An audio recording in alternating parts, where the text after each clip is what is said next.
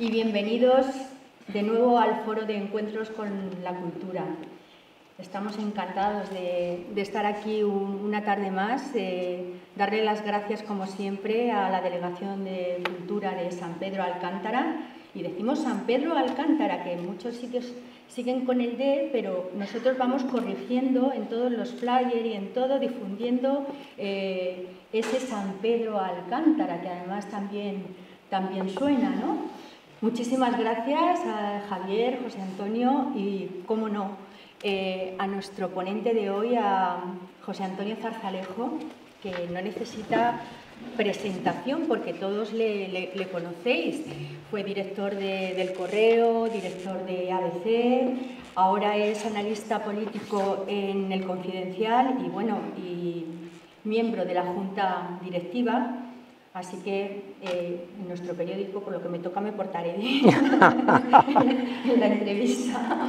Y, cómo no, lo tenemos con un libro, ¿sí? Sí, no, que te tienes que portar mal. Es decir, cuanto más difícil sean las preguntas, mucho... No, digo que ahora le saludo, pero que se tienen que portar mal.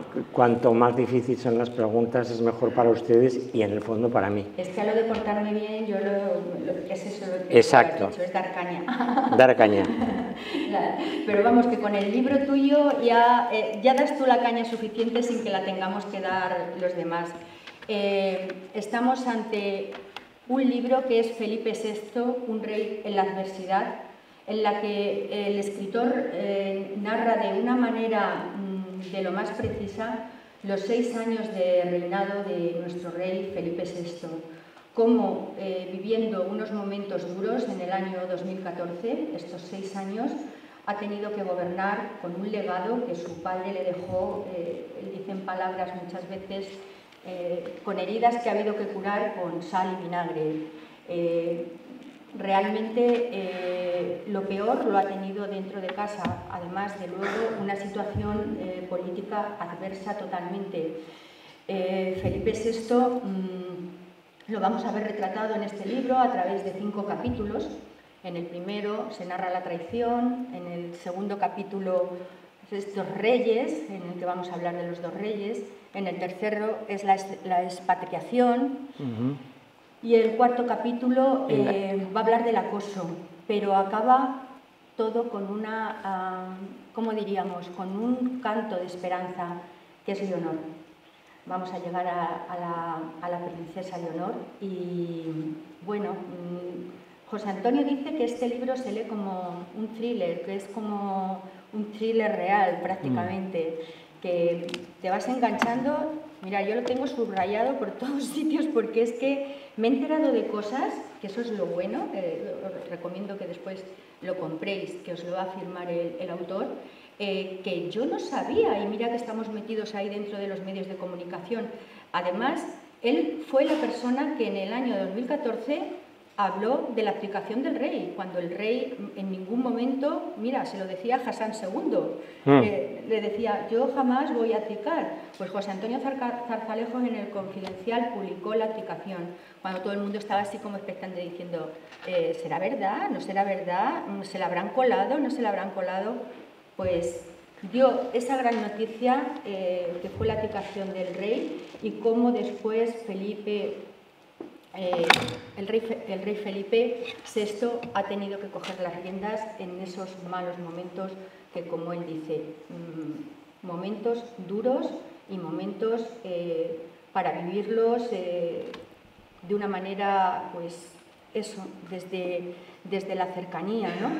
Sabemos que al rey le ha gustado mucho este libro, ¿verdad, José Antonio? Bienvenido. Bueno, en primer lugar, muchísimas gracias a la Delegación de Pedro Alcántara por la invitación, gracias a ti, Amparo, y gracias a todos ustedes por la asistencia a este acto. Les confieso que es, desde que salió el 10 de febrero de este año, este libro editado por Planeta, la primera presentación presencial, física, que hago con eventuales lectores o con personas interesadas. hicimos una rueda de prensa en el Palace de Madrid, en la que estábamos helados porque había que abrir absolutamente todas las ventanas, una sala inmensa, conservando las distancias. Pero las presentaciones que he podido hacer han sido todas ellas telemáticas, con grupos más o menos amplios, pero esta es la primera presentación que hago con presencialidad. Lo cual para los escritores en general y desde luego para mí en particular es muy enriquecedor, porque establece esa relación entre el autor y sus potenciales lectores y sobre todo se somete a sus preguntas. Es verdad, para decirlo todo, que el sábado pasado estuve en Puente de Vallecas, en Madrid, en una feria muy pequeñita de Puente de Vallecas, que es, como saben ustedes, una parte de Vallecas que junto con la villa de Vallecas hacen la conurbación de Vallecas. Bueno, pues había una pequeña feria del libro de no más de 14 casetas, y fue también la primera vez que pude estar en relación con personas que me compraban el libro, que quería que se lo dedicase y que además preguntaban sobre este asunto.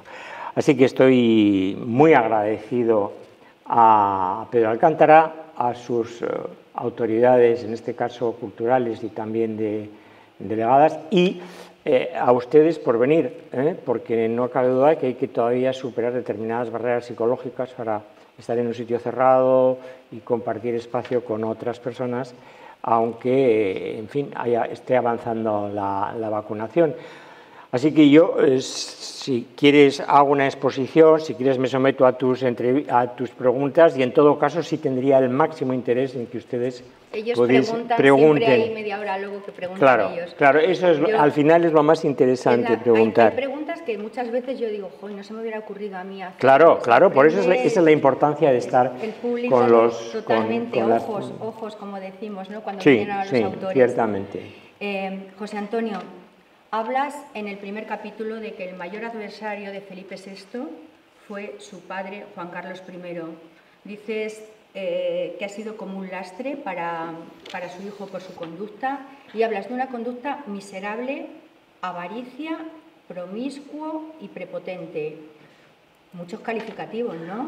Bueno, vamos a ver. Este es un libro que no es un libro complaciente, con Juan Carlos I en absoluto. Tampoco lo es en algunos aspectos con Felipe VI, pero sí creo que refleja la realidad de un rey, que es el actual, Felipe VI, que es un gran rey.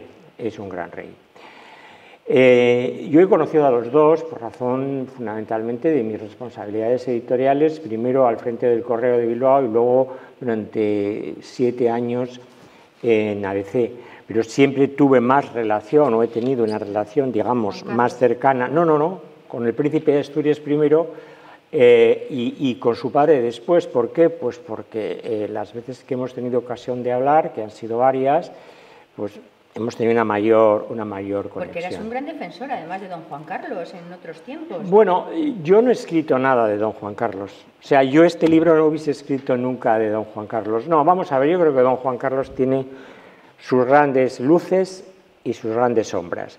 Estamos en el momento de las sombras, que además pesan más porque están más cercanas en el tiempo. Y por lo tanto, si tenemos que hacer una evaluación de su reinado, nos fijaríamos mucho más en lo cercano que en lo inmediato, en lo más alejado. Las conductas personales del rey Juan Carlos I son absolutamente rechazables y están sometidas, como todos ustedes saben, a una investigación del Ministerio Fiscal ante la Sala Segunda del Tribunal Supremo. Y hay 3 diligencias abiertas. Que parece que le van a llamar, ¿no?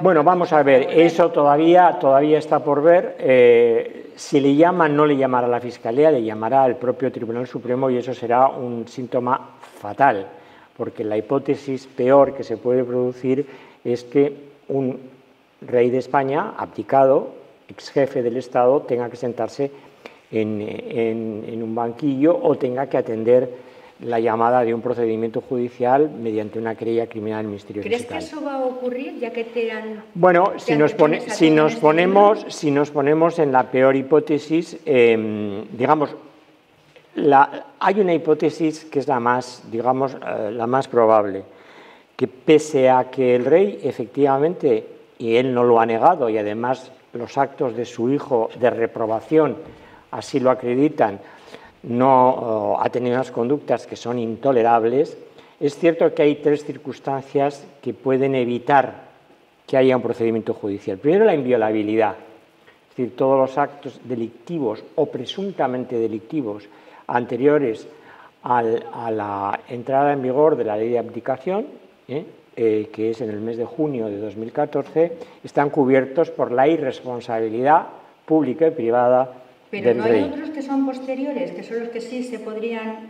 Pero te explico. La segunda cuestión, hay otros que han prescrito, exacto, es decir, que ha transcurrido demasiado tiempo, y bueno, pues por ejemplo en el 16, pues ya en el 21 habría prescrito, porque han transcurrido 5 años y la prescripción funciona fundamentalmente a partir de los 5 años. Y después él ha hecho 2 regularizaciones fiscales voluntarias, una en el mes de diciembre de 2020 y otra en el mes de febrero, por distintos conceptos tributarios. Ahora, existe la posibilidad de, como tú dices, de que haya habido alguna conducta que se está investigando en este momento, porque se ha abierto un procedimiento de inspección fiscal al rey emérito.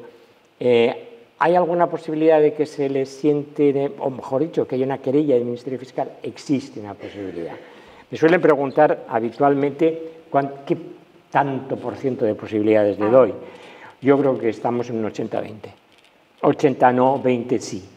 Pero lo que sí va a haber, y esto es muy importante, y creo que en el libro se cuenta con algún detalle, es un relato del Ministerio Fiscal, si se archivan las diligencias, que materialmente, aunque no formalmente, va a ser como una sentencia. Bueno, tampoco pensábamos que iba a ocurrir el ver a una infanta sentada en el caso Nos, aunque después, bueno, pues se la absolviese y demás, pero tal vez fuera oxígeno para la democracia, ¿no? Bueno, ese es un punto de vista optimista y yo creo que desde ese punto de vista hay que verlo, es decir, que tenemos una democracia eficiente que incluso investiga al que fuera jefe del Estado.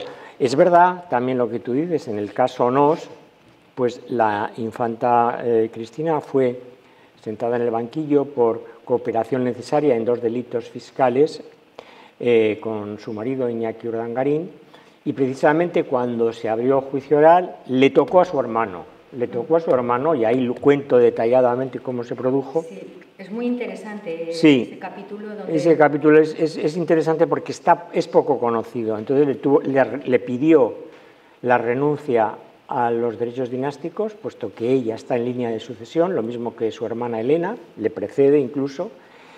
Ella se negó ella no accedió, y entonces el rey tiene la facultad de revocar los títulos que ha concedido, en este caso su padre. Y el de duquesa de Palma se lo revocó. Y es cierto que resultó absuelta, pero fue multada por el Tribunal Supremo a 138.000 euros por ser beneficiaria de las actividades ilegales de su marido, que sigue en régimen de prácticamente semilibertad, pero cumpliendo todavía condena con ese tercer grado, que en este momento está en Vitoria y trabajando en Vitoria, pero tiene que regresar, me parece que son un par de días, al centro penitenciario a pernoctar. Y que se cuenta además en el libro cómo el rey, don Felipe VI, agradece en cierto modo a su cuñado, a Iñaki Urdangarín, el que esté educando a sus hijos de una manera, mientras que los hijos de Elena, como él dice, son un poco sueltos. Aquí en Marbella hemos vivido un poco esta Semana Santa, pues todos sus... haciendo la peseta, si le hace una foto porque no se pone la mascarilla, en fin, los desmanes un poco de los niños de Elena, cómo llama la atención que estos niños de Cristina y Urdangarín son muy educados y además con ese cariño Bueno, yo no sé si cariño. Lo que sí, a lo largo de todas las entrevistas que he tenido, más de 30, con personas del entorno del rey, muy cercanas, que es lo que me ha permitido al final escribir este libro, aparte de documentarme desde el punto de vista histórico y jurídico, es que sí se reconoce que Iñaki Urdangarín y la infanta Elena han educado a sus hijos, primero, en el respeto a sus abuelos maternos, en este caso a don Juan Carlos y doña Sofía, y además también en el respeto a su tío el rey. Eso sí se reconoce en la zarzuela que ha sido así. También se reconoce, y eso es un detalle que no se conocía, pero que he podido confirmarlo por aquí y por pasiva, que Iñaki Urdangarín ha hecho llegar al rey Felipe alguna nota personal reconociendo quizás que su conducta no fue en su momento la adecuada, pero la ruptura entre su hermana Cristina y él es absoluta, es total, y diría más, también la de la reina Leticia lo es respecto de sus cuñadas, ¿no? El rey mantiene una relación estrecha, sentimental y muy estrecha con su madre, la reina Sofía. De hecho, hay todo un capítulo en el que tú cuentas cuando da su primer discurso, esa cercanía que hay, es el momento más tierno del libro, yo creo, ¿no? Sí, porque cuando él hace, en junio es proclamado ante las Cortes Generales rey de España, introduce un párrafo dedicado exclusivamente a su madre, pero lo hace de una manera muy intencional, lo hace de una manera tal y con un énfasis de tal naturaleza que lo que trata y logra es provocar el aplauso de la Cámara. Las dos cámaras aplauden cálidamente y largamente a la reina Sofía, que estaba en el acto con Elena, pero no su padre, y ella se tiene que poner de pie y le lanza un beso con la mano a su hijo. Eso es el gran acto simbólico de reconocimiento de su hijo en desagravio por las humillaciones que su padre ha propiciado sobre la figura de su madre. Y que lo tocas, el tema de las infidelidades y por qué la reina Sofía durante un tiempo, porque lo sabía, pues él lo toca en el libro que me ha gustado mucho, las intimidades de nadie, es decir, ahora hablaremos porque habla del tema de Basanun y de Leticia, cómo el rey se opuso a estos dos noviazgos y tal, pero todo lo toca con una delicadeza que para nada hace... Sí, pero es que, Amparo, una de las claves de lo que yo quería escribir es que esto no podía ser una crónica de papel couché. A nosotros... no, en absoluto. Es decir, yo tengo que tocar el tema de Basanun fundamentalmente para desmentir una cuestión que estaba... digamos, extendida, y es que el padre lo impidió. No, el padre es verdad que se opuso, pero el padre no lo impidió. Fue el propio príncipe de entonces de Asturias y la propia Eva Sanún la que dijeron, no tenemos futuro. Que también le pidió el rey que hablara Aznar con Felipe, ¿no? Sí, el rey Juan Carlos I pidió no solamente a Aznar, a otras personas que hablasen entonces con el príncipe de Asturias para disuadirle de su noviazgo con Eva Sanun. Pero está absolutamente comprobado que esa fue una decisión recíproca de ambos de no continuar su noviazgo, y él lo comunicó directamente a los medios de comunicación, y cuento cómo fue, porque entonces... No lo vamos a contar todo, que si no hacemos spoiler, como siempre. Pero no quiero hacer un spoiler, pero sí es verdad que en un encuentro en el que los periodistas no estaban avisados, estaban tomando con el jefe de la casa un café y apareció el príncipe de Asturias, y el príncipe de Asturias le dijo: hola chicos, ¿cómo estáis? Paso simplemente para deciros que Eva y yo pues hemos roto y hemos quedado como amigos, y se acabó. El príncipe salió y se acabó. Ya a mí me pareció muy extraño cuando el corresponsal de Casa Real, de ABC, me dijo que había sido convocado a tomar un café con el jefe de la casa, cosa inhabitual. Dije: en cuanto salgas de la zarzuela, llámame, porque seguramente hay noticia, y esta era la noticia. Con doña Leticia he tenido que abordarlo por razones institucionales. Doña Leticia es la primera reina de España, consorte, sí, que no pertenece a ninguna familia de la alta aristocracia o de casa real, reinante o no reinante. Es una profesional, una familia de clase media, ha tenido una relación matrimonial previa con Alonso Guerrero, que era su profesor en el Colegio en el Instituto María del Maestro. Exacto. Y de literatura, es un hombre extraordinariamente discreto. Ahí cuento algunas cosas. Entrevisté, José Antonio, a Manuel Morán, que les casó, era el mejor amigo de Alonso Guerrero, en Extremadura, y me contó cómo fue esa boda. Fue una boda civil. Fue una boda civil con la foto de los reyes, sí. Entonces, claro. allí arriba, y bueno, es lo que tú dices, ¿no? Que le han ofrecido en el libro, José Antonio cuenta el dinero que le han ofrecido, cómo le han tentado a Alonso Guerrero, y ha sido todo un señor. O sea, ha sido un señor, sí, ha sido un señor en el sentido de que no ha despegado los labios y le han ofrecido, sí, las editoriales ha habido alguna editorial que le ha puesto el cheque en blanco, es decir, ponga usted la cantidad. Pero bueno, él ha sido, así como uno de los primos de la reina consorte se comportó como un auténtico miserable. Contó hasta que había abortado. Bueno, eso ni siquiera lo digo en el libro, porque me parece que es una irrupción absolutamente deleznable en la intimidad, en este caso de cualquiera, ¿no? De cualquiera. ¿Está retirado ese libro? No, ese libro no está retirado, ese libro está a la venta. O sea, tú ahora vas a la UNAM y puedes comprarte... Sí.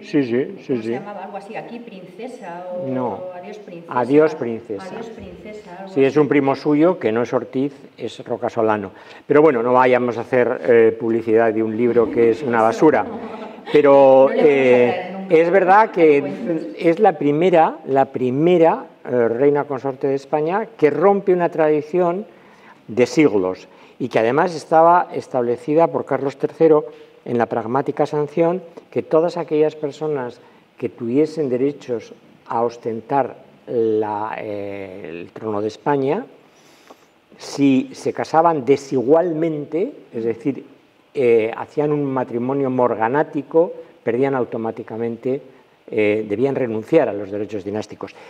Por eso se explica cómo las hermanas del rey, Juan Carlos, las infantas Pilar, ya fallecida, y la infanta Margarita, se casó con Gómez Acebo y con Carlos Zurita, que no eran aristócratas y por lo tanto renunciaron. Pero si vamos todavía más atrás en el tiempo, el príncipe de Asturias, don Alfonso, se quiso casar y se casó primero con una señora de origen cubano, Edelmira San Pedro, y renunció. Renunció a los derechos que tenía de sucesión como al trono de España. Su segundo hermano, don Jaime, era sordomudo y su padre, Alfonso XIII, le persuadió para que efectivamente no tenía condiciones adecuadas para desempeñar la jefatura de la familia, y por eso don Juan de Borbón y Battenberg, el tercero, fue el jefe de la familia real y abdicó de sus derechos ante su hijo en la zarzuela en 1977. Es decir, ya habiendo sido proclamado rey de España.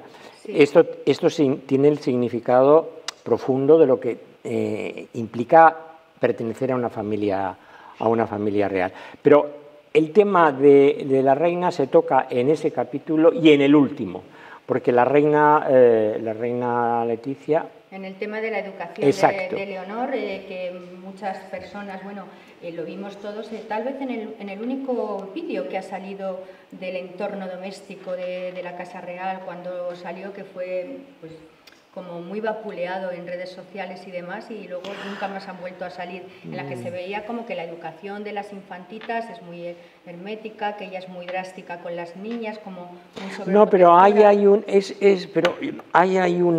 un malentendido, porque por razones que habría que estudiar un poco más a fondo, la verdad es que la reina hasta hace muy poco tiempo no suscitaba particulares simpatías. No lo sé por qué. Sí, la reina, le estoy hablando de la reina. Yo creo que está empezando a girar un poco su imagen, ¿no? No soy capaz, porque en el primer capítulo habrás visto, Amparo, que se desvelan encuestas y sondeos demoscópicos nunca publicados. Sí, el LOC. Hay dos sondeos muy importantes, uno que se llama... ¿Que no se han publicado? No, ¿Cuentas aquí? Uno que es el acrónimo de Su Alteza Real Príncipe de Asturias, SERPA, y otro el proyecto LO, sí, que es el acrónimo de Leticia Ortiz. Esos estudios se hicieron antes de la abdicación para ver la aceptación que tenía los futuros reyes de España, ¿no?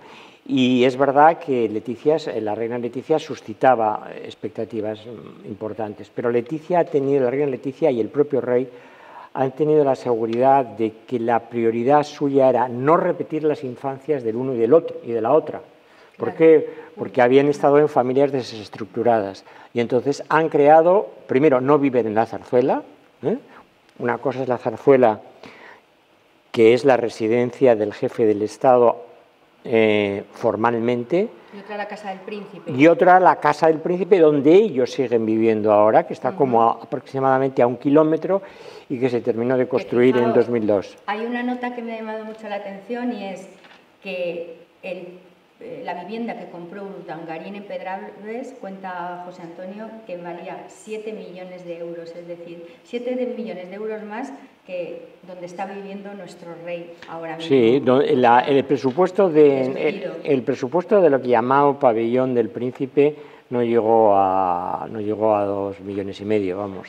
Y la casa de Pedralbes que compraron al matrimonio Urdangarín-Borbón superó los 7 millones de euros.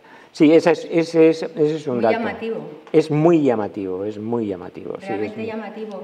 Y a mí me ha gustado mucho cuando has hablado, porque había mucha gente que, lo he comentado con algunos de los pertenecientes a encuentros, las capitulaciones que hace nuestro rey, que hasta ahora son desconocidas. Cuando se casa con Leticia, se firman unas capitulaciones que son extremadamente bueno, las capitulaciones matrimoniales son secretas.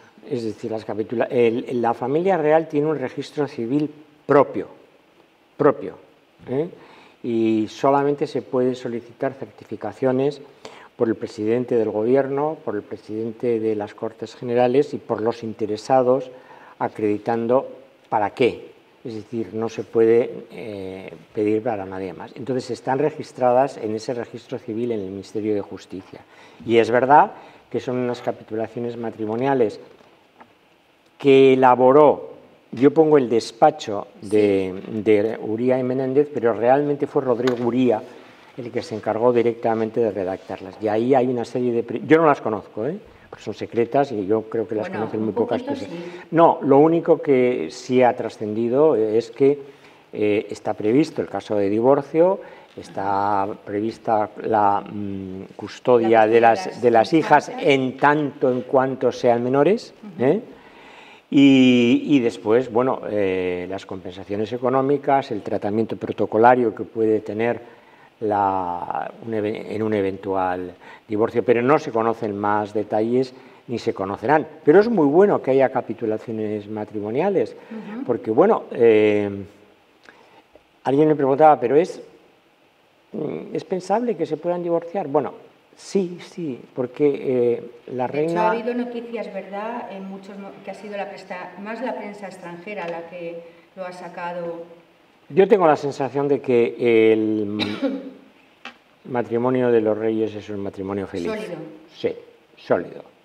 Y que en los momentos más duros, que son los momentos en los que del año 19 y 20, esos 2 años últimos en los que se destapa toda la ingeniería financiera de Juan Carlos I,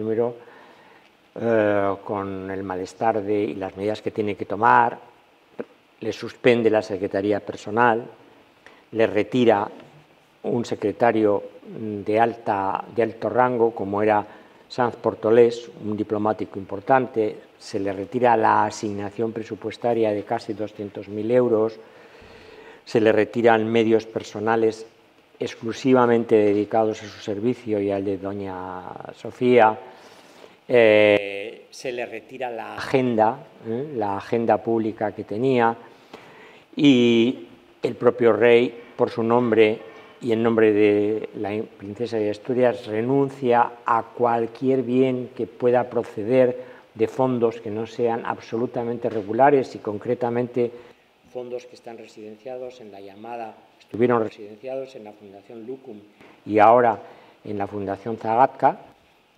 Todo eso renuncia, y finalmente se llega a una situación crítica en la que el rey tiene que trasladarle a su padre, a través del jefe de su casa y con el refrendo del presidente del gobierno, que es mejor para la institución y para la convivencia entre los españoles que, hasta que se resuelva su situación desde el punto de vista procesal, se expatríe. Entonces, el rey dedica un amplio capítulo entero a la expatriación, porque es muy poco conocido, es muy poco conocido, y además está mal contado. Y además cuentas cómo se gesta esta operación. Sí. Bueno, yo incluso me traslado a Sanjenjo. Eso es, desde Sanjenjo hasta Abu Dhabi. Bueno, ¿Cómo te enteras de todo eso, José Antonio? Bueno, yo nací en 1954, con lo cual tengo unos cuantos años, y llevo en la profesión periodística 40 y tantos. Pero hay muchos como tú con esa trayectoria que no se enteran de nada. Bueno, bien, pero hay otros que también se enteran de muchas cosas. Hombre, habiendo sido director de 2 periódicos, y sobre todo habiendo sido director de ABC, el acceso a fuentes cercanas a los reyes es posible, ¿no?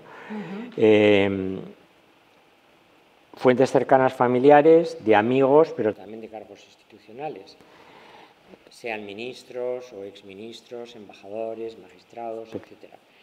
Pero yo para escribir el capítulo de la expropiación, que es el tercero, sí me fui a Sanjenjo, porque quería ver exactamente la casa de Pedro Campos, que es su gran amigo, donde él le llama el día 1, le dice voy mañana, que es un viernes, voy mañana sábado, día 2, a tu casa. Bueno, no le pareció a Pedro Campos que aquello fuese anormal, porque el rey normalmente en agosto siempre pasaba alguna temporada en Sanjenjo y luego se iba a un tercer país.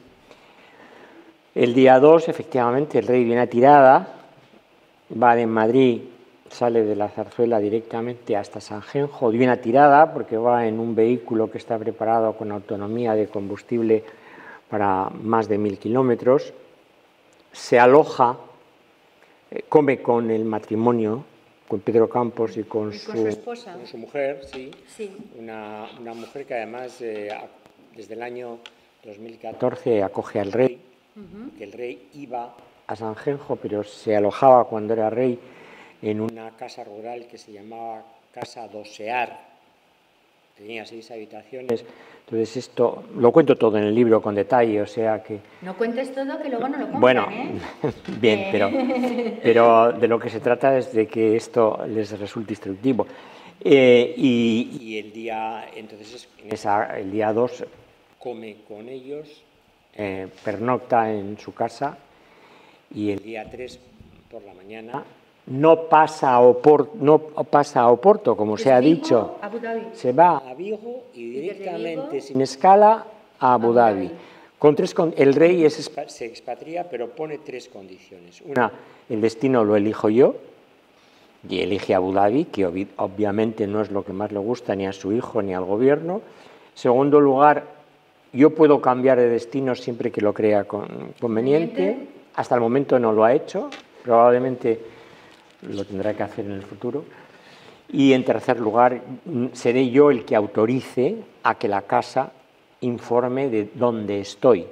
Si ustedes recuerdan, el rey es expatriado el 3 de agosto, se expatria el 3 de agosto, lo conocemos mediante una comunicación de la Casa del Rey, pero hasta el día 17 no sabemos con certeza que está instalado en Abu Dhabi. En Abu Dhabi se instala primero en el Emirates Palace y luego, pocos días después, pasa a una residencia. Y hay quien ha dicho que es la huida de un cobarde.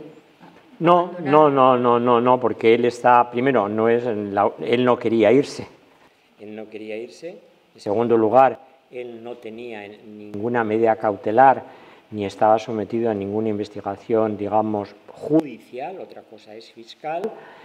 Él lleva una escolta del Ministerio del Interior, además de tener allí la seguridad que le presta las autoridades emiratíes, y finalmente tiene un ayudante que depende de Patrimonio Nacional, por lo tanto su localización es permanente.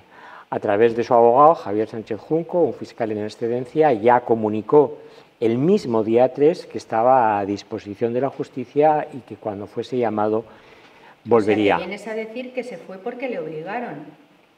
Bueno, formalmente, vamos a ver, en las casas reales, en las familias reales, las decisiones abruptas las toma formalmente la persona implicada.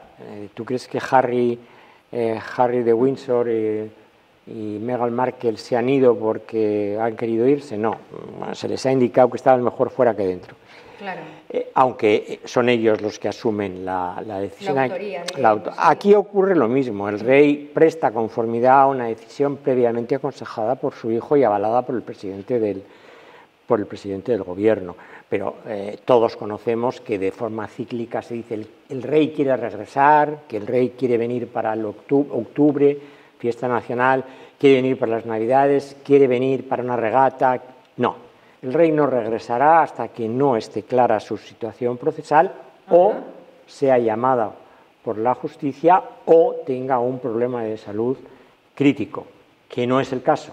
El rey está de salud, pues como estaba hace unos meses, sometido a una rehabilitación permanente, a una vigilancia médica y con un tratamiento pues severo, pero haciendo una vida razonablemente saludable, teniendo en cuenta que tiene 83 años. Claro, porque de repente salen esas noticias de que está enfermo. Al poco tiempo salen 3 fotografías en la familia que le ha acogido en Abu Dhabi, ¿no?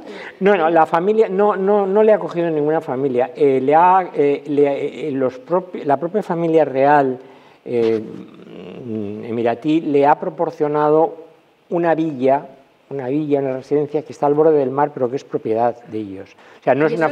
¿Esa familia con la que sale quién es? No, pero no, es que realmente no tiene ninguna familia. En fotos, bueno, no, en algunas fotos lo que ha salido con miembros de la familia real emiratí. Es verdad que le visitan con frecuencia pues, sus hijas, las infantas, y amigos. Incluso también hay que decir que algún periodista, cuyo nombre no voy a decir, pero efectivamente sí también le visitan. ¿Que no son de OK Diario ni nada de eso? ¿O qué? Bueno, nada. No, de OK Diario no me consta. No me consta. Bueno, son los que se han lanzado el moco de que... Bueno, pero después, claro, aquí lo que ocurre es que hablar del rey de oídas, pues claro, es fácil, no tiene, es muy barato, no tiene ningún coste, ¿no? Pero realmente, pues es verdad que cuando se dice, pues el rey está muy enfermo, ¿no?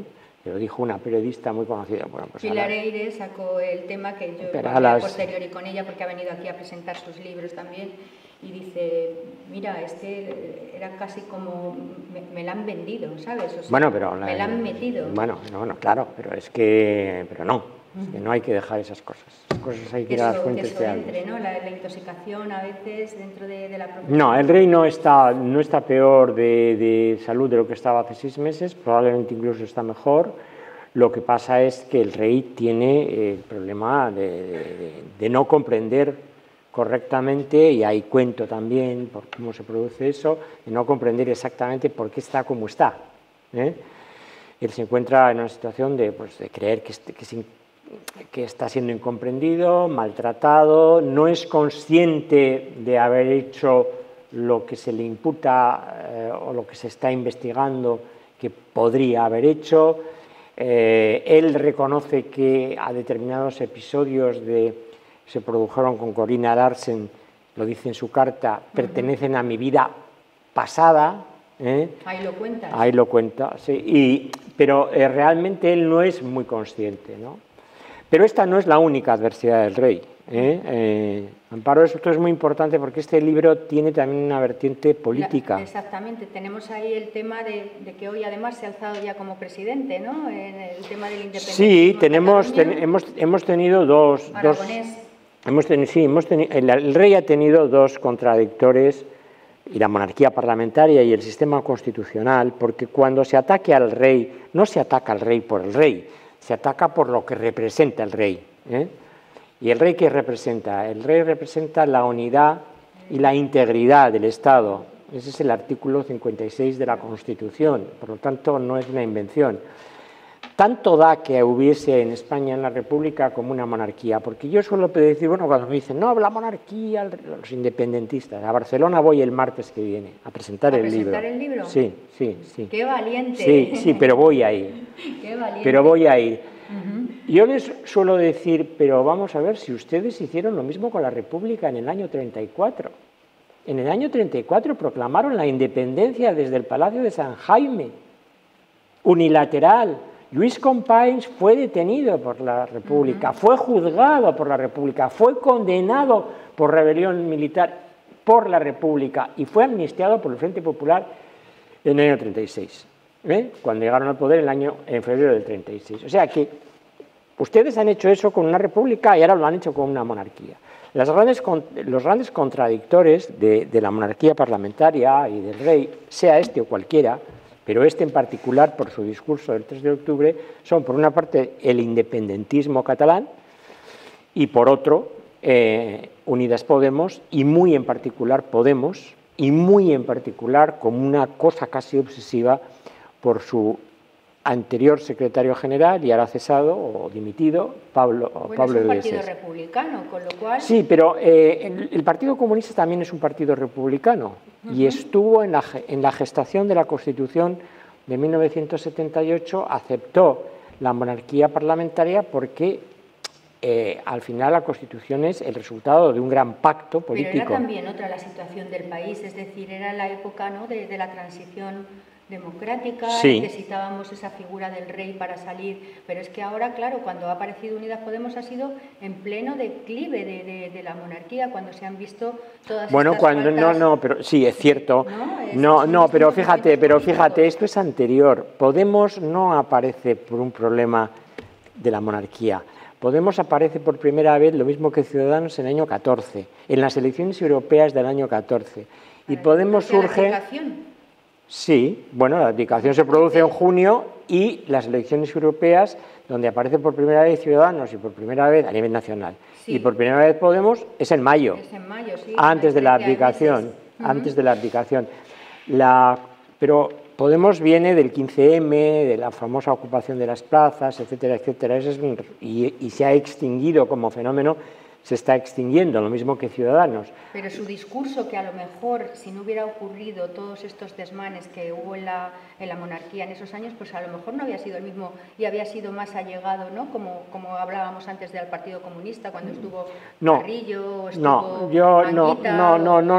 no compro ese argumento, porque yo creo que Podemos no es Partido Comunista. Pablo Casado responde a la figura, que no es ningún insulto, sino Pablo Iglesias, perdón. Uy, ¿cómo se enterara que le has llamado Pablo Casado? No, Pablo Iglesias responde que ya no es coleta, ¿no? al perfil de lo que es un bolchevique, que no es ningún insulto, es una descripción. Sí, totalmente. Que no tiene nada que ver con un Íñigo Errejón o con Luis Alegre o con Carolina Vescansa, que fueron otros fundadores también de Podemos, pero que no están en Podemos. Yo no compro ese argumento, porque lo que se produce en el año 14 es un cambio de paradigma. Se cambia del bipartidismo al multipartidismo, y dentro del multipartidismo aparecen con mucha fuerza, y hay un proceso político en Cataluña que se inicia en el año 10, que es el proceso soberanista, y que culmina en el año 17 con la declaración unilateral de independencia y la huida de Puigdemont, y que ahora se está reiterando, pero se está reiterando como farsa. ¿Por qué? Yo mañana lo cuento en el Confidencial. Este gobierno que va a presidir, Pere Aragonés tiene el apoyo del 25,5% del censo electoral de los catalanes. ¿Por qué? Porque el censo electoral de los catalanes de Cataluña es 5.630.000 ciudadanos. Y los partidos independentistas que apoyan en la Cámara al gobierno de Aragonés suman 1.360.000 votos. Y eso hace un 25,5%, porque en las elecciones del 14 de febrero la participación fue del 53,5%, y por lo tanto votó apenas la mitad. ¿Eso resta legitimidad desde el punto de vista democrático? No. Desde el punto de vista de la consideración de los apoyos que tienen los catalanes, este gobierno sí. No es lo mismo las elecciones de Madrid del pasado día 4 de mayo, donde vota el 76%, que las catalanas del mes de febrero, del 14 de febrero, donde vota el 53%. Es que es muy diferente, en términos de valoración política, no en términos de legitimación democrática, porque esas son las reglas del juego. No hay quórum en unas elecciones. En las elecciones no hay quórum. Basta que, aunque vote simplemente el 10%, ya es válida. Pero bueno, yo creo que efectivamente en ese capítulo que es el acoso, lo que relato son las enormes dificultades que tiene el rey. Por ejemplo, y arranco ahí con un tema que es muy importante. Cataluña ha sido para Felipe VI una comunidad de referencia, porque ¿cuál es su máxima exposición? Y eso se suele olvidar. Primero, en el año 90, y ahí también te lo cuento, porque la gente olvida este tipo de cosas, viaja a Cataluña y por primera vez se dirige a la Cámara, al Parlamento catalán, y lo hace en catalán, en el año 90. En el año 90. Hace 31 años, y el rey tiene ahora 53. Es que en el año 92 es el abanderado del equipo olímpico español en las Olimpiadas de Barcelona. Por eso le llamas al rey el preparado, ¿no? Su padre campechano, que era muy campechano, y don Felipe pero VI, es que, el preparado. Y después en Barcelona es en donde se casa su hermana Cristina, con Iñaki Urdangarín. Sí. No, se le llama el preparado porque, primero, es el único que tiene una licenciatura, tiene primero, habla varios idiomas, el italiano, el portugués, el francés y el inglés, y algo de griego, algo bastante de griego, y después es un experto en relaciones internacionales, estudiadas además en la Universidad de Georgetown, en Estados Unidos. Por lo tanto, es un hombre extraordinariamente preparado. Y también le llamas el rey hipotético, porque cualquier cosa hay que suponérsela. Hay que suponerla, porque no ha dado nunca una entrevista, o sea, igual que el rey Juan Carlos siempre tenía periodistas de cámara, podríamos decir así, alrededor, pues don Felipe se ha mantenido. Yo creo que la primera exclusiva te la va a dar a ti. ¿Tú crees? No creo. Bueno, llevas todas las yo estuve con él y le dije que iba a escribir este libro. Y bueno, no me dijo ni sí ni no, pero me dijo: yo no voy a dar información y por lo tanto no puedo autorizar y no autorizo ningún tipo de publicación. Es verdad que cuando se hace... Pero me consta que le ha encantado el libro. Ah, ¿te consta? Me consta, pues te consta, ¿no? a ti. Como dicen los analistas, ¿no? Pues no sé, porque soy muy duro con el padre y digo algunas cosas que le tienen que, como hijo, le tienen... Pero es verdad que después de conocerle, de aproximarme tanto a él en el libro, me parece que es un gran tipo, aparte de un gran rey.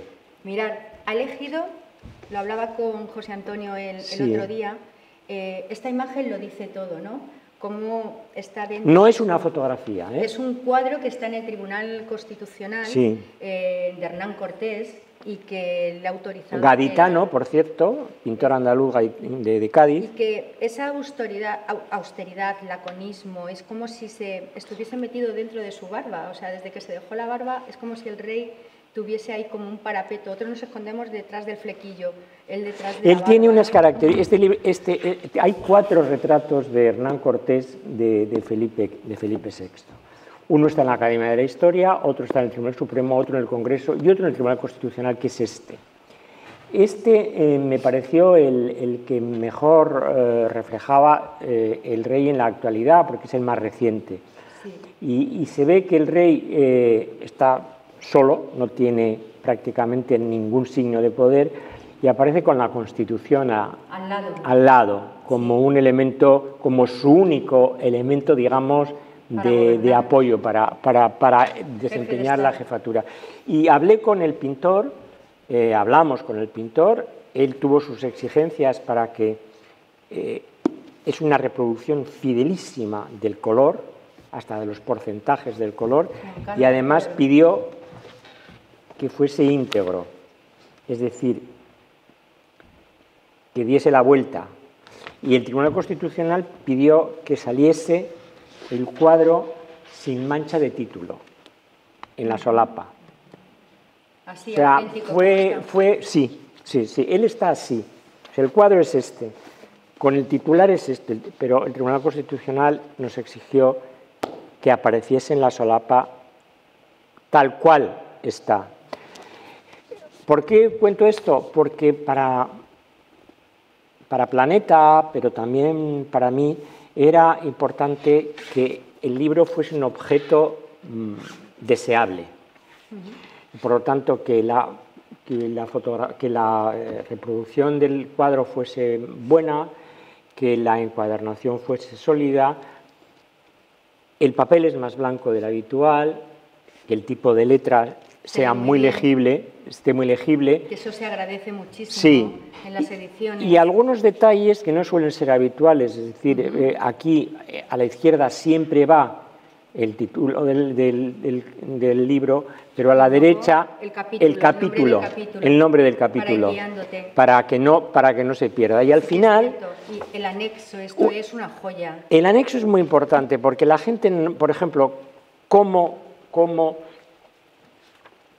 regula el rey en la casa del rey el código de conducta de los empleados.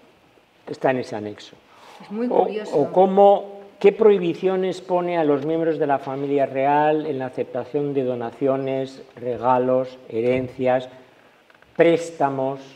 Todo esto pues también está en el anexo documental. Está el decreto por el que revoca el título ducal a su hermana. ¿Cómo no ha dado ningún título en el tiempo de reinado? Que eso también llama eso es verdad. El rey en estos 6 años no ha concedido todavía ningún título nobiliario. Y esto es muy expresivo. Está explicado por qué lo hace. Él, primero, hay un cierto anacronismo en la concesión de títulos en este momento. Quizás la sociedad española no entienda demasiado bien tener un título de marqués, de conde o de duque, y el rey cree que el reconocimiento de la excelencia se puede producir a través, y de hecho se produce, a través de los premios de las fundaciones de la corona, que son 2. La Fundación Princesa de Asturias, que está residenciada en Oviedo, y la Fundación Princesa de Gerona, que está residenciada también allí en Gerona, aunque es verdad que el rey prácticamente no tiene acogida ninguna y no puede entregar los premios, pues porque los últimos tuvo que hacerlos blindados en el Hotel Juan Carlos I de Barcelona, en fin, asediado por los independentistas. Pero vamos, el rey no dejará de ir, como no ha dejado de ir a Cataluña bajo ningún concepto. Es inadmisible, además.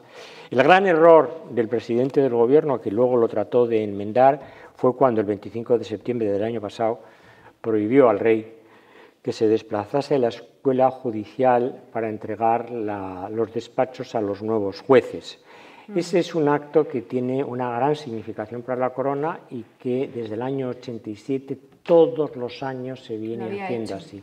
Y yo explico explico allí con mucho detalle qué es lo que ocurrió para que se produjese esa prohibición, cómo reaccionaron, cómo se supo de la llamada del rey al presidente del Tribunal Supremo, inmediatamente después de la entrega de los despachos, quiénes estuvieron, quiénes no estuvieron, y cómo el propio presidente del gobierno se dio cuenta de que aquello había sido un error y a los 15 días pues, hizo un viaje a Barcelona acompañando al rey, ¿no?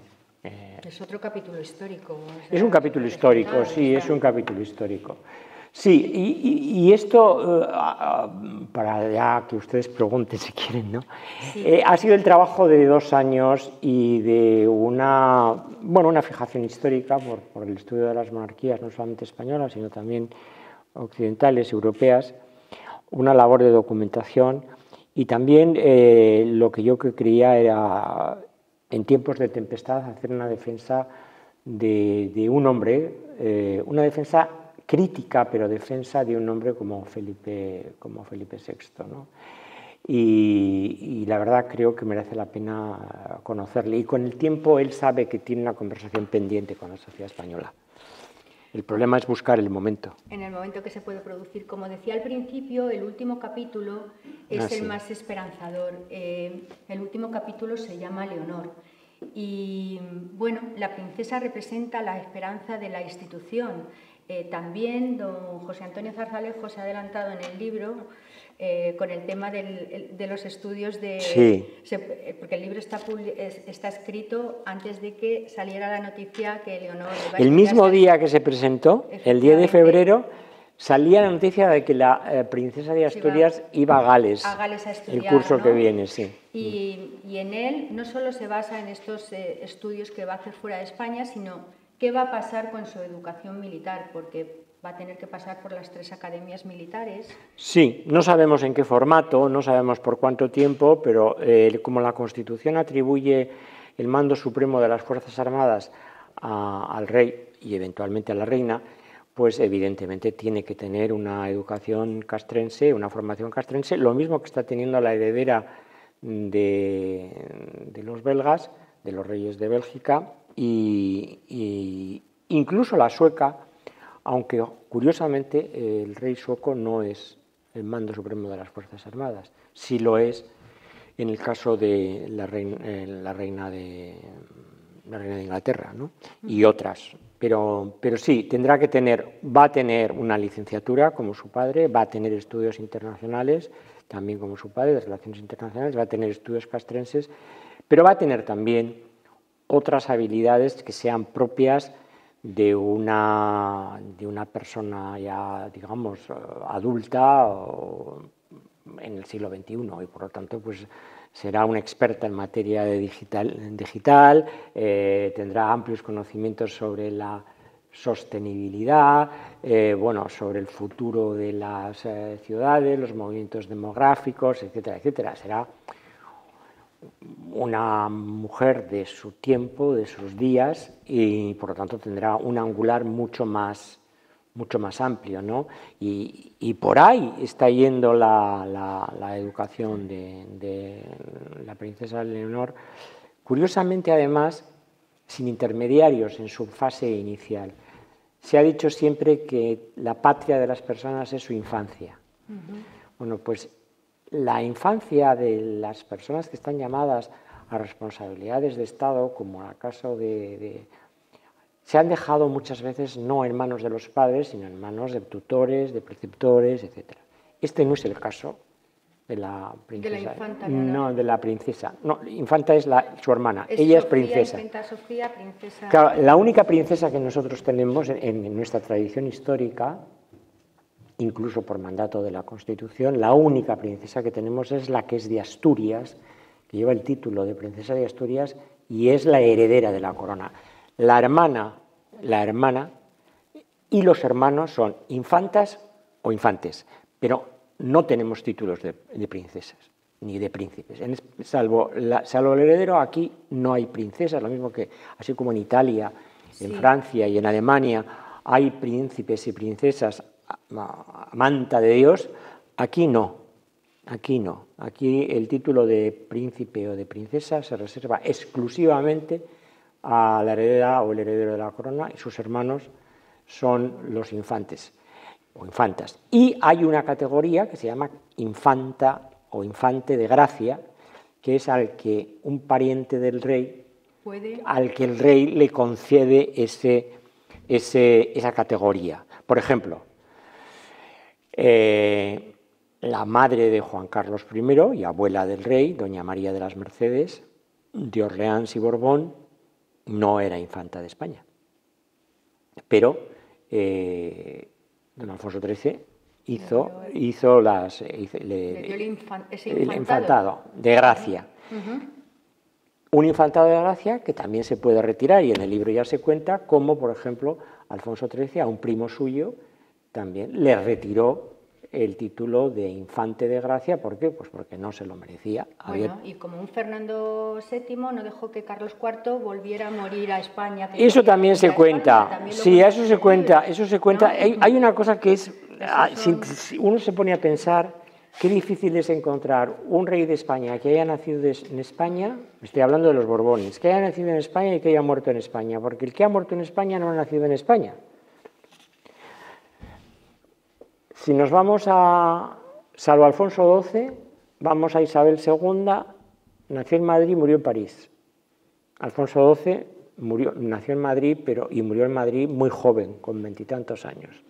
Pero Alfonso XIII nace en España y además es rey desde el momento de su nacimiento, porque nace de doña Cristina de Habsburgo, que es reina regente durante 17 años, pero muere en Roma.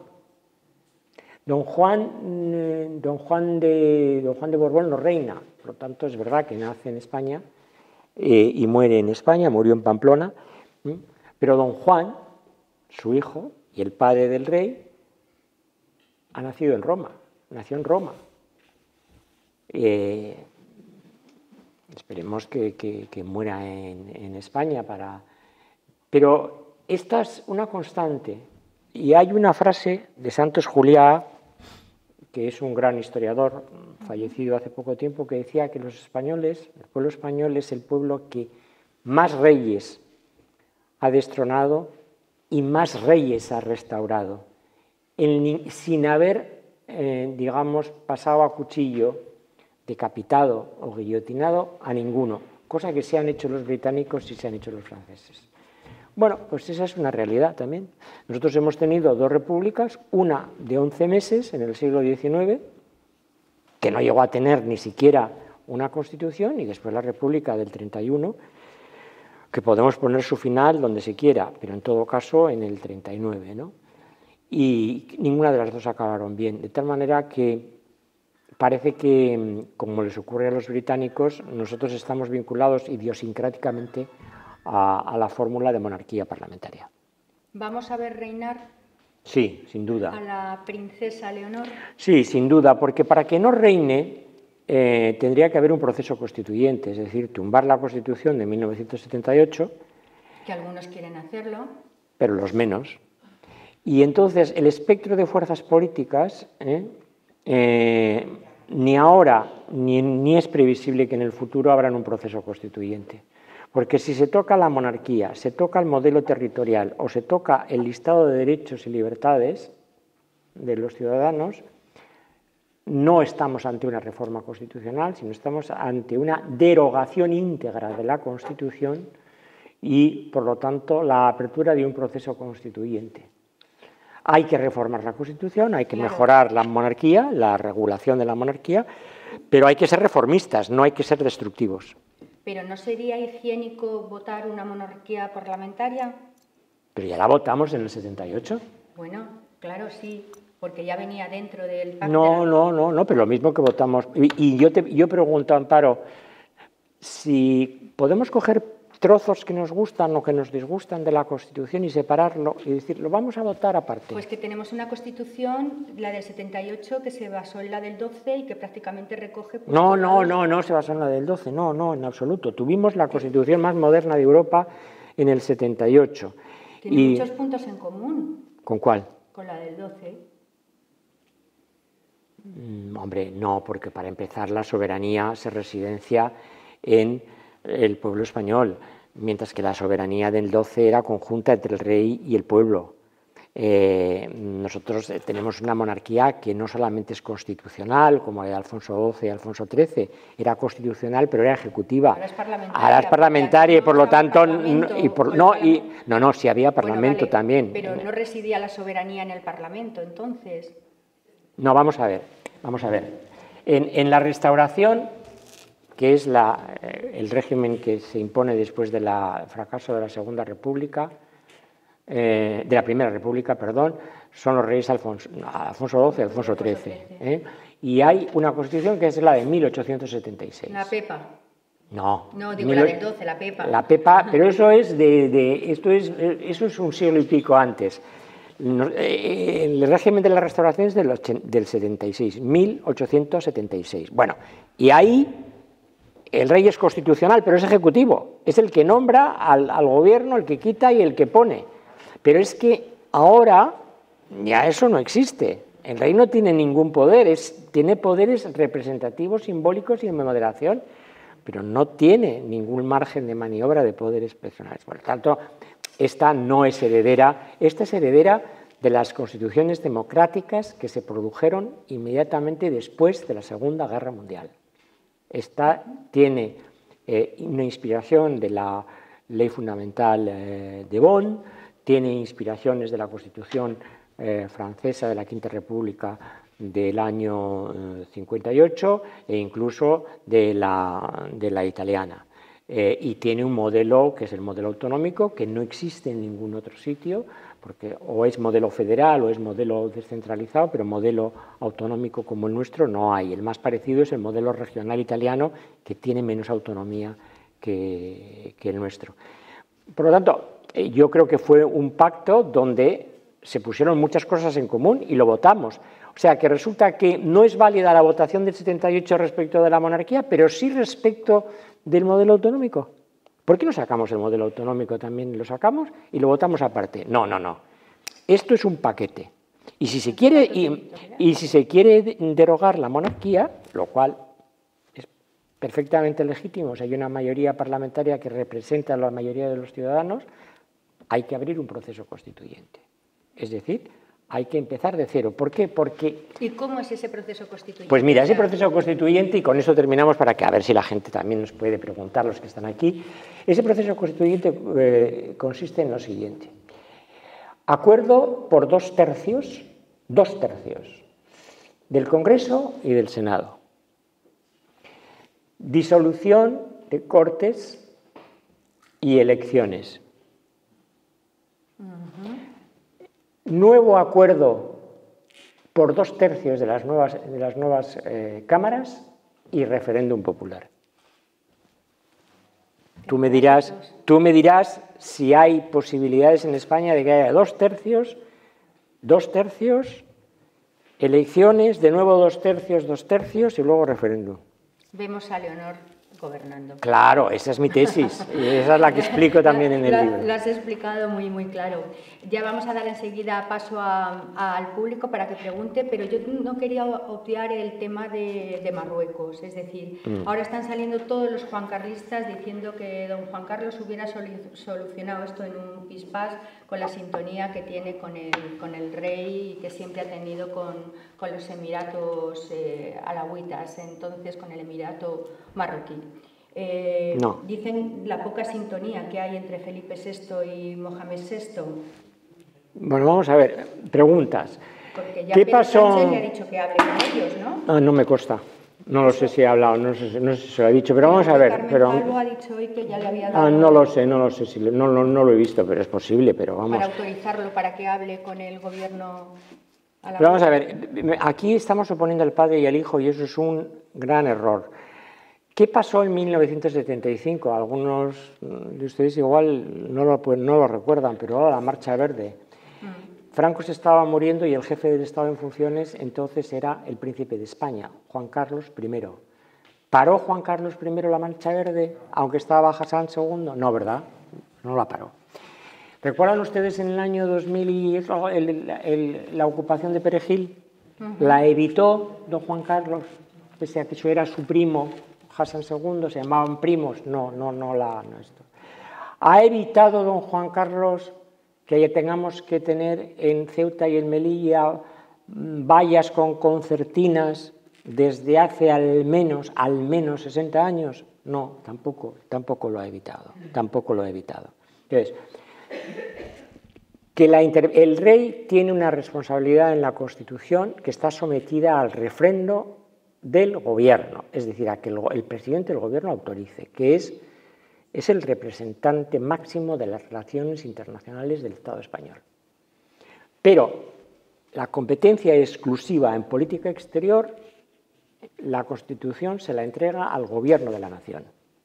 Por lo tanto, todos los viajes, todas las conversaciones institucionales de carácter político del rey, todas tienen que ser refrendadas por el presidente del gobierno.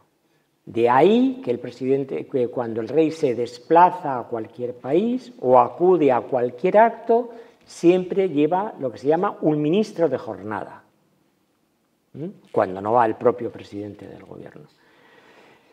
¿Podía el rey evitar esto? No lo podía evitar, como su padre no pudo evitar la Marcha Verde, como su padre no pudo evitar la ocupación de Perejil. ¿Por qué? Porque aquí se ha producido un acontecimiento incontrolable que tiene que ver con la admisión, por razones humanitarias, de Gali, que es un líder del Frente Polisario, que está refugiado en Argelia. Argelia y Marruecos tienen una diferencia fundamental. También refugiamos al de Venezuela y por eso no ha habido quiero decir que es que... Hombre, no nos van a invadir de Venezuela, pero Ceuta y Melilla, pero vamos a ver, ¿qué pensaríamos nosotros si por razones humanitarias de Venezuela acoge a Francia, un vecino, Portugal, acoge a un señor que está clasificado como dirigente de una organización terrorista, por razones humanitarias? Bueno, pero claro, es que eso viene desde Naciones Unidas, no lo hemos No, el Frente Polisario no está reconocido por Naciones Unidas. Está reconocido por Naciones Unidas que el Sáhara, antiguamente español, tiene derecho a autodeterminarse, es decir, a que haya un referéndum, pero eso no autoriza a que haya actos de terrorismo por una banda que es el Frente Polisario. El Frente Polisario es una organización terrorista. Bueno, que se le digan al señor Biden, que también es el que está moviendo ahora los hilos ahí. No está moviendo ningún hilo. Afortunadamente, y como ha reconocido Federico Trillo y Jorge Descayar, que era presidente del CNI, gracias a Estados Unidos se solventó el tema de Perejil sin ir a mayores. ¿Pero el de ahora? También Biden, también el secretario de Estado de Estados Unidos ha hablado con su homónimo marroquí y a partir de ese momento se han empezado a arreglar las cosas. Es decir, aquí ha habido un fallo, no vamos a entrar porque yo creo que cuando hay crisis de esta naturaleza lo importante es estar con los intereses. ¿Crees que lo de Gali ha sido...? Sí, ha sido una causa, no la única, pero una causa. Pero cuando los intereses de España están en juego, Ceuta, Melilla son territorio español, ya buscaremos responsabilidades más adelante, pero en este momento hay que apoyar al Gobierno, a las fuerzas y cuerpos de seguridad del Estado y a las Fuerzas Armadas. Y luego, en su momento, cuando llegue su momento, pues ya, cuando pase la crisis, pues ya se buscarán responsabilidades de orden político, de desaciertos que se han perpetrado para que no se vuelvan a repetir. Pero este momento a mí, desde mi punto de vista, más que de utilizarlo de forma partidista, es mucho mejor ponerse del lado de los intereses de España. Los intereses de España es que tenemos casi 200.000 españoles en las ciudades autónomas de Ceuta y Melilla. Y que hoy han empezado en Melilla. Y el rey, quiero recordar una cosa, el primer viaje de Felipe VI, en el mes de julio de 2014, prácticamente un mes después de tomar posesión, de ser proclamado rey, su primer viaje internacional fue a Marruecos. Por otra parte, sin entrar en un tema que es muy delicado, una cosa era Hassan II y otra cosa es Mohamed VI. Muy diferente. Sí. Es otro padre e hijo. Sí. También. No se va a divorciar nunca. ¿Pero de Corina o de quién? No, pero divorciarse nunca. No, esa es una hipótesis que no se contempla bajo ningún concepto. Hay una ruptura. Hay una ruptura sentimental que viene desde hace muchísimo tiempo, pero no está en las mentalidades ni de uno ni del otro, sobre todo ella, un divorcio. No hay. Esa es una hipótesis absoluta y totalmente inverosímil. 100% no. Nunca. No, nunca. ¿Lo aseguras? Totalmente. 100% no. Nunca. Aunque sea un matrimonio roto, porque bien dices en el libro Madre mía, pero viene siendo un matrimonio roto desde finales de los 80. Tiempo han tenido de esto, a la vejez viruelas. No, hombre, si no hace falta que se divorcien. Pero también justificas que la reina lo ha aguantado todo esto porque iba en el título, iba a decir... Claro, el sueldo, ¿no? claro. La reina Letizia, si tiene una situación crítica de matrimonio y el propio rey, pues sí se divorciarían porque son hijos de su tiempo, pero es que la reina tiene 82 años, la reina Sofía está educada para lo que está educada, lo mismo que el rey se casa por las razones que se casa. Son matrimonios de interés, pero vamos, es que tomemos siempre ejemplo de la historia. ¿Se divorció Alfonso XIII de Victoria Eugenia de Battenberg? No. ¿Hicieron vida común? No. ¿Don Juan y doña María eran un ejemplo de matrimonio bien avenido? Pues no, pues todo el mundo sabe que don Juan... Quiero decir... los hijos ilegítimos de Alfonso XIII, pues bueno, pues incluso algunos se han llegado a reconocer, como don Leandro. Don Leandro, o sea, que por lo tanto, Marbella mucho. Claro, por eso digo, o sea, que no, el divorcio no existe, no es ni hipótesis a contemplar en el matrimonio, lo que queda de matrimonio puramente formal entre doña Sofía y don Juan Carlos.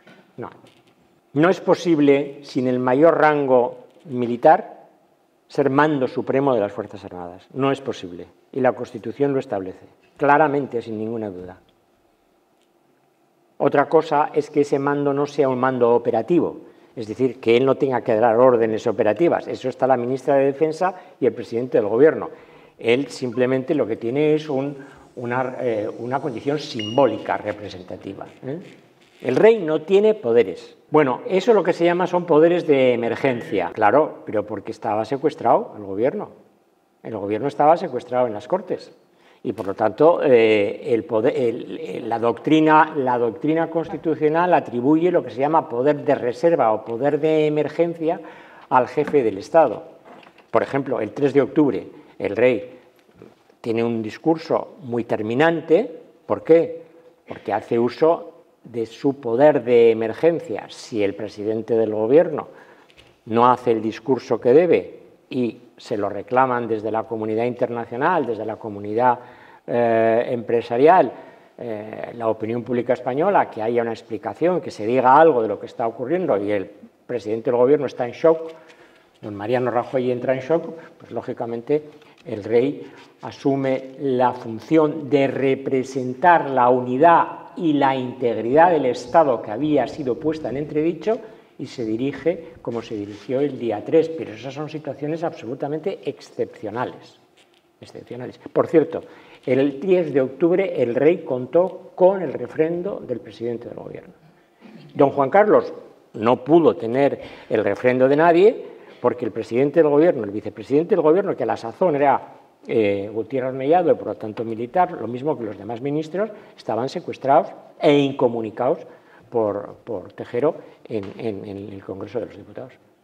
Y se creó un gabinete de crisis con subsecretarios. Yo creo que en España no hay una utopía republicana como existía en los años 20. ¿No? En los años 20 hubo una utopía republicana. ¿Por qué? Porque se produjo un deterioro a partir del golpe del directorio militar de Primo de Rivera del 23 al 29, surgieron ahí grupos, el rey también tenía planteaba problemas de corrupción y había una utopía republicana. Incluso la derecha tenía una utopía republicana a través de la llamada Agrupación al Servicio de la República, integrada por José Ortega y Gasset, Ramón Pérez de Ayala y Gregorio Marañón, que ninguno de ellos era extremista en ningún sentido. Pero tampoco en este momento hay un consenso monárquico, porque esto de ser monárquico, ¿qué significa? A mí me preguntan, ¿usted es monárquico? Y digo, yo no soy monárquico, yo estoy con la monarquía parlamentaria. Porque ser monárquico no tiene un contenido ideológico. Creo que estar con la monarquía parlamentaria es estar con una fórmula de jefatura de Estado que tiene algunas ventajas para los españoles, como para los británicos, como para los suecos, como para los daneses, como para los holandeses, como para los belgas, los luxemburgueses. No deben de estar no estamos tan confundidos si otros países perfectamente democráticos y vanguardistas tienen una monarquía bastante similar a la nuestra, ¿no? ¿Qué ocurre? Ocurre en relación que efectivamente, y eso enlaza con lo que tú decías de votar la democracia, la monarquía. Claro, la monarquía tiene una legitimidad de origen, la que hemos votado en el año 78, el 6 de diciembre, pero tiene después una legitimación de ejercicio, es decir, se legitima con su funcionalidad. ¿Y cuál es su funcionalidad? Es neutral y está por encima de los partidos políticos, es permanente, por lo tanto, la cúspide del Estado no se somete a vaivenes electorales. Tercero, no tiene poderes más que de reserva o de emergencia y puramente simbólicos. Es transversal, porque no puede ser ni de izquierdas ni puede ser de derechas, no debe serlo, y después recoge una tradición del conjunto y una proyección hacia el futuro. Estas son ventajas que tienen las monarquías parlamentarias. Fíjese, por ejemplo, en el Reino Unido, que ahora tiene tensiones segregacionistas, porque Escocia quiere marcharse, porque Irlanda está planteando también un problema de segregación, dicen sí, nos separamos de Inglaterra, pero queremos la libra esterlina, nuestro sistema métrico, conducir por la izquierda y a la reina Isabel y a la monarquía. Porque la reina Isabel, la monarquía, la reina de Inglaterra, es en este momento jefe del Estado de países como Canadá o Australia. Quiero decir con esto que el valor simbólico es muy importante. Y después está la permanencia. Es decir, ¿cuántos primeros ministros ha tenido la reina Isabel de Inglaterra? Pues 32. 32, ha pasado por su despacho ha pasado 32. Y bueno, don Juan Carlos, don Juan Carlos, Adolfo Suárez, Leopoldo Calvo Sotelo, Felipe González, Mariano Rajoy, Rubalcaba no fue presidente del gobierno, 4. Y este ya va con 2, Mariano Rajoy y Pedro Sánchez. O sea, que quiero decir que, pero permanecen, están ahí, son referencias permanentes del Estado, de la nación y de la pluralidad de la sociedad española, ¿no? Por eso no veremos nunca al rey votando en las elecciones, ni al rey, ni a la reina, ni a la princesa, ni a nadie. No veremos a nadie de la familia real votando, porque no votan. ¿En ninguna monarquía en Europa? En ninguna monarquía. Por definición, nunca pueden tomar partido, no deben tomar partido. Es decir, el rey, por ejemplo, invita en la ronda de consultas para la presentación de candidato a la presidencia del gobierno, invita a todos los grupos parlamentarios, incluido a Bildu. Y no podría dejar de hacer una ronda de consulta con un grupo parlamentario. No va, esta es otra cuestión. Pero es que la Republicana de Cataluña también está invitada. ¿Por qué? Porque tiene un grupo parlamentario. Si no va, es porque no quiere, pero no porque el rey lo impida. No porque el rey lo impida. Por lo tanto, esto es muy importante. Y después hagan un ejercicio. El siguiente ejercicio. ¿Qué es más deseable? ¿Tenerle a Felipe VI como jefe del Estado o a Felipe González, a Aznar, a Rodríguez Zapatero, a Pedro Sánchez, a Mariano Rajoy? Pues yo, francamente, pienso lo que piensa la inmensa mayoría de los españoles. Primero, que la monarquía no es un problema, está en una crisis, pero no es un problema. Y segundo, que Felipe VI tiene una altísima valoración personal e institucional. Y como además es un hombre extremadamente prudente, pues tiene la capacidad de representar transversalmente a una mayoría inmensa de la ciudadanía española. Pero hagan ese ejercicio. Piensen, por ejemplo, Rodríguez Zapatero o Mariano Rajoy o Aznar o tal, presidente de la República. Claro, pero a ellos les vota el pueblo. Sí, nosotros, bueno, pues sí, pero oye, entonces, ¿qué pasa?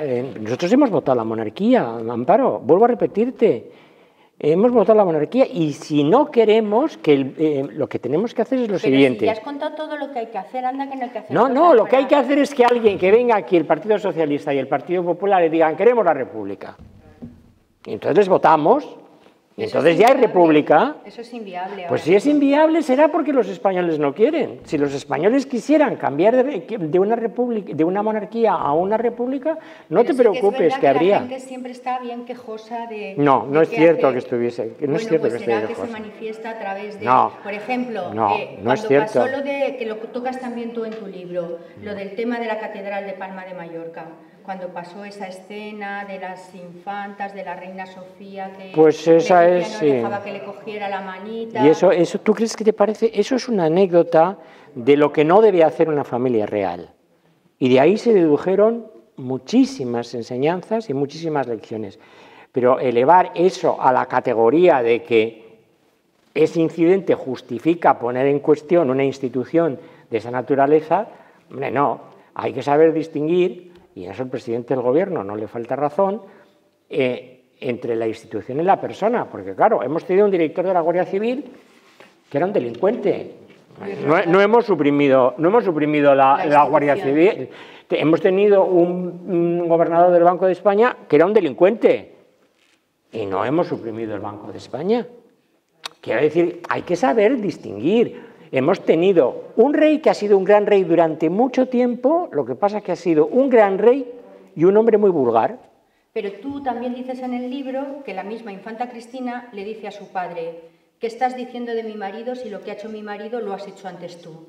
Es decir, han vivido todos ese caldo de cultivo dentro de la Casa Real. No todos, porque vamos a ver, el príncipe de Asturias, ¿no? El príncipe de Asturias no, por una razón. El príncipe de Asturias en el año 95 se le creó una secretaría personal.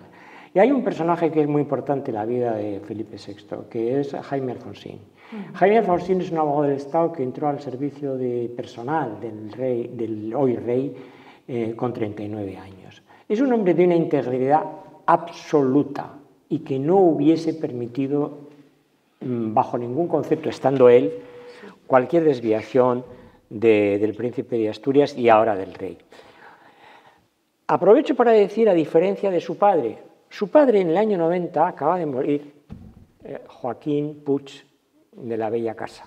Joaquín Puig de la Bella Casa, que fue embajador de España en Londres y en la Santa Sede, en el año 90 es llamado por el rey para ser secretario general de la Casa y sustituir a Sabino Fernández Campo. En el año 90-91, ese es el 90, no ha transcurrido todavía un año cuando le echa de la Casa y termina sus días siendo consejero de Estado y previamente embajador en Lisboa. ¿Por qué le echa? Pues porque le reprocha la relación que tiene con Marta Gallá. Y entonces el rey no consiente que nadie le lleve la contraria, porque el rey Juan Carlos I, que tiene muchos méritos, es ingobernable en su vida personal. Tan sencillo como eso. Y Joaquín Puig de la Bella Casa solamente concede una entrevista a una revista que se llama Mundo Cristiano y dice que hay fidelidades desdichadas. Y le preguntan, fidelidades desdichadas. Y le preguntan, ¿y eso qué quiere decir? ¿Se refiere usted al rey? Y dice, podría ser, podría ser. Hay fidelidades, le fue un hombre absolutamente fiel al rey, pero la fidelidad consiste muchas veces en decir lo que el rey o la persona a la que estás asesorando o con la que estás colaborando no quiere escuchar. Y el rey nunca quiso escuchar a quienes le decían: señor, os estáis pasando de la raya.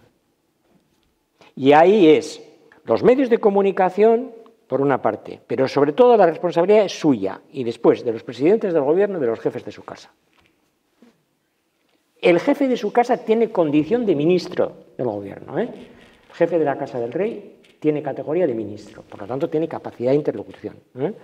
Quiero decir, la responsabilidad de Juan Carlos I, que se quiere socializar entre los medios de comunicación unos y otros, no.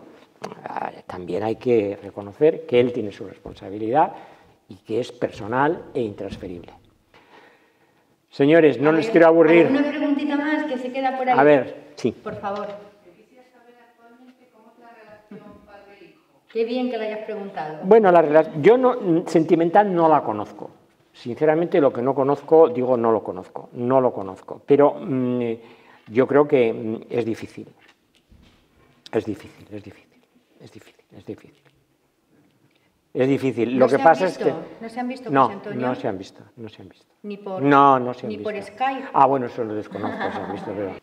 No, pues no son buenas, no son prácticamente, yo diría que son casi inexistentes, porque es que además la relación del rey hay que tener en cuenta también que la reina consorte no tiene relación con sus cuñadas, y por lo tanto pues es una relación difícil, es una relación muy difícil. El hecho mismo de que hayan ido a Abu Dhabi y antes de tiempo se hayan vacunado, teniendo en cuenta la significación que eso tenía cuando estábamos en plena pandemia y con escasez de vacunas y todo esto, pues da una sensación muy pobre del espíritu de responsabilidad de dos personas que están en la línea de sucesión. Lo deseable sería que las dos infantas renunciaran, efectivamente, y terminaran haciéndolo. ¿Crees que acabarán haciéndolo? Sí. Lo mantienes en el libro de que sería lo adecuado, sería lo adecuado porque ellas no tienen condiciones reputacionales en este momento ni siquiera para representar a la familia real, a la casa del rey. No tienen capacidad reputacional. Pero se les ha retirado sueldos y demás, ¿no? No han tenido sueldos nunca. Lo que tenía la infanta Elena era una cantidad asignada por cada acto que su hermano le encargaba representar a la casa del rey. Y esa era una cantidad que podía estaba en el primer año del orden de 40 o 40 y tantos mil euros. Pero el rey inmediatamente redujo a la familia real, a sus padres, a matrimonio real y a sus hijas, y lo dejó en 6, dejando que el resto fuese familia del rey. Son dos conceptos diferentes. Que dices en el libro también que es una casa real barata en comparación a otras... Pues sí, es la más barata de todas las casas reales europeas, incluida la de Luxemburgo, y nos cuesta 7 veces menos la infraestructura directa de la jefatura del Estado que la infraestructura directa del presidente de la República Francesa. Esos estudios están hechos por don Emilio Lamo de Espinosa, catedrático que ahí está recogido de Sociología y hasta hace muy poco tiempo presidente de la Real Fundación Elcano, es decir, personas muy acreditadas que están recogidas ahí en el libro con este tipo de datos. Y después hay un libro muy importante, muy poco conocido y muy técnico, de Luis María Cazorla, que fue el primer secretario general del Congreso de los Diputados, letrado en Cortes, abogado del Estado y catedrático de Derecho Tributario, que aborda el tema de la financiación de la corona en España y que llega a idénticas conclusiones a las que ha llegado los académicos, como por ejemplo Emilio Lamo de Espinosa. Pero el concepto, yo entiendo su punto, de vista, porque hay muchas personas que piensan como usted. No, yo creo que, mire, la monarquía tiene que conservar todo lo que pueda de la tradición, pero tiene también que situarse en el presente. Y el presente hoy es que Kate Middleton, que va a ser reina de Inglaterra, es una señora que no es aristócrata. La realidad es que la reina de Suecia era una azafata. Una azafata. Es que la futura reina consorte de Noruega, Mette-Marit, era una persona que había tenido una relación y que aportó un hijo al matrimonio con Haakon de Noruega. Y así podríamos seguir y seguir y seguir. Es decir, este tema está ya absolutamente superado. Lo importante es que las personas que llegan a esa responsabilidad, porque la reina consorte no tiene ninguna relevancia constitucional, solamente tiene una, es regente cuando falta el rey y cuando la heredera es menor de edad. Es la única. Y todo lo demás es un valor simbólico, puramente simbólico, pero cójase cualquier ley, cójase la Constitución de arriba abajo, no le atribuye absolutamente ninguna otra función. Por lo tanto, lo que tiene que hacer es representar esa función con gran dignidad y con gran idoneidad y dejarse asesorar y ser un referente para la ciudadanía como lo puede ser el rey. Después ya las simpatías o antipatías personales, eso ya... Tal vez es que ella también va en la línea de que no ha sabido ganarse al pueblo, que lo ha tenido muy fácil, ha sido alguien que yo creo que en realidad hubiera sido deseada, porque esta Máxima de Holanda, por ejemplo, que tiene una proyección totalmente diferente a la de Leticia. Entonces, bueno, yo siempre lo digo, yo la conocí antes de ser reina. No, yo también, yo la conozco de estar así en un estudio de... Y es que era igual antes que ahora, o sea, quiero decir que es que no, que por ser reina, o sea, como periodista era igual, o sea, no sé, a nivel personal...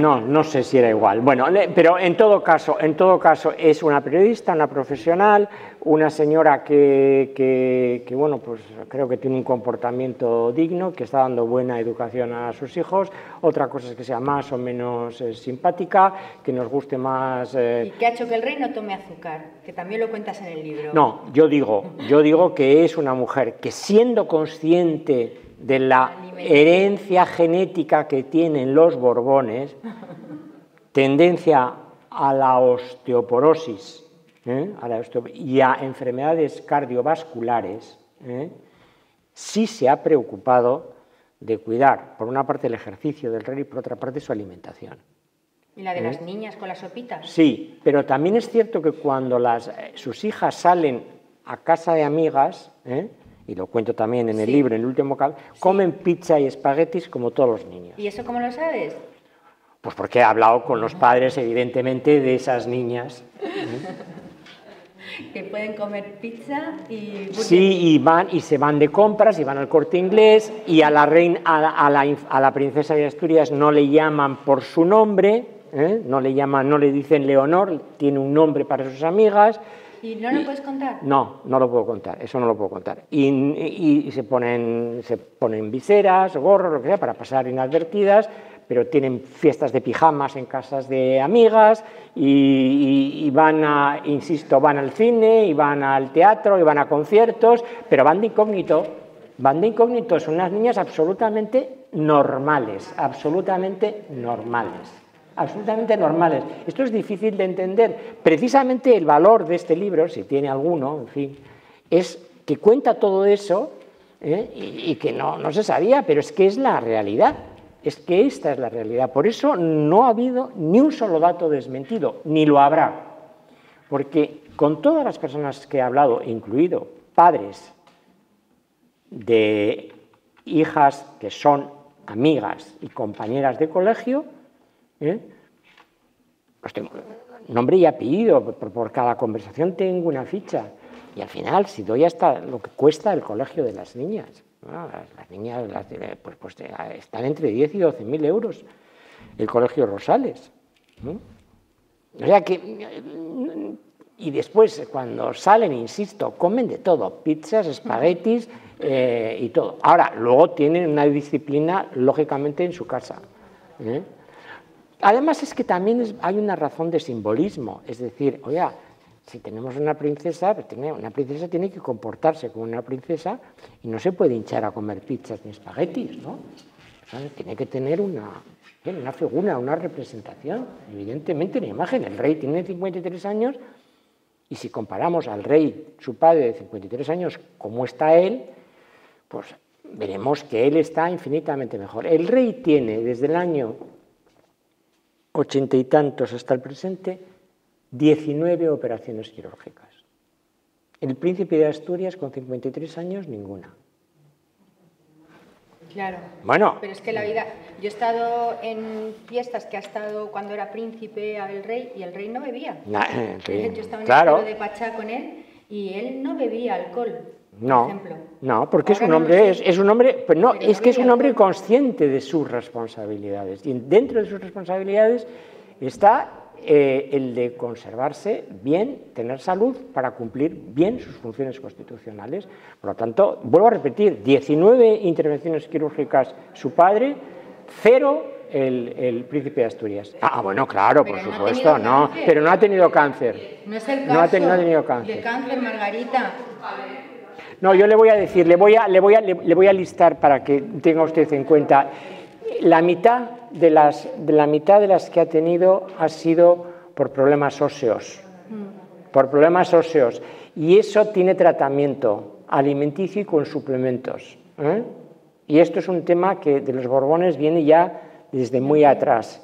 Ha tenido problemas cardíacos. Y lo único parecido a algo que pudo ser un cáncer era un pequeño tumor en el pulmón izquierdo que según todos los indicios era benigno, y se le operó. Pero es que en el año 19, en el mes de agosto del año 19, el rey se tuvo que someter a una operación, rey emérito, a una operación a corazón abierto y se le implantaron 6 bypass. Y ahora el rey está sometido a lo que nunca se ha sometido, a un régimen alimenticio y a un tratamiento contra el colesterol, las grasas, triglicéridos, etcétera, etcétera, etcétera. Sí, pero es que mi abuelo, mi bisabuelo no ha sido rey. Claro. No, pero mire, yo le voy a decir, algunas cosas surgen porque surgen.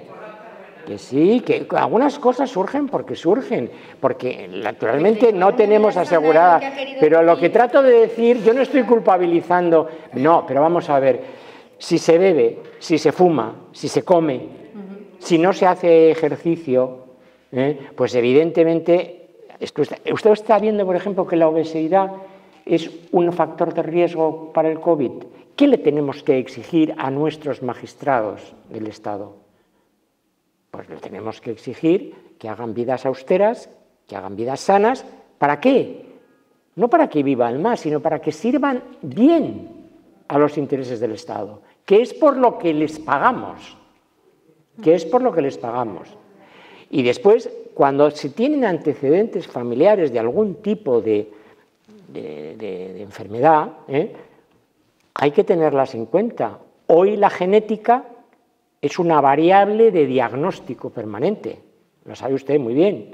Por lo tanto, hay cosas sobrevenidas que nadie las puede evitar, somos humanos, somos mortales, todos vamos a acabar antes o después en el mismo sitio, pero es verdad que hay más posibilidades de alargar la vida con calidad si se toman determinadas medidas, pautas de alimentación, de ejercicio, de vida sana y se evitan el consumo de algunas cosas. No se trata más que de esto, y esto implica también tener disciplina. Es decir, cuando tú ves a un hombre o a una mujer somos lo que comemos.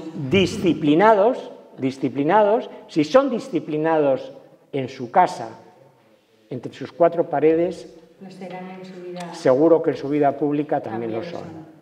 Pues todo esto y mucho más lo tenéis en el libro que os va a firmar José Antonio. Solo quiero darle las gracias por esta gran entrevista que nos ha concedido y por habernos hecho un poco más sabios, porque yo he aprendido un montón Pues me alegro mucho, la verdad. He aprendido un montón de cosas que no sabía, primero con el libro y ahora escuchándole. Y a todos vosotros por estar aquí siempre. Sí. Mil gracias y ahí tenéis el libro que os van a firmar. Gracias. Gracias. Muchas gracias.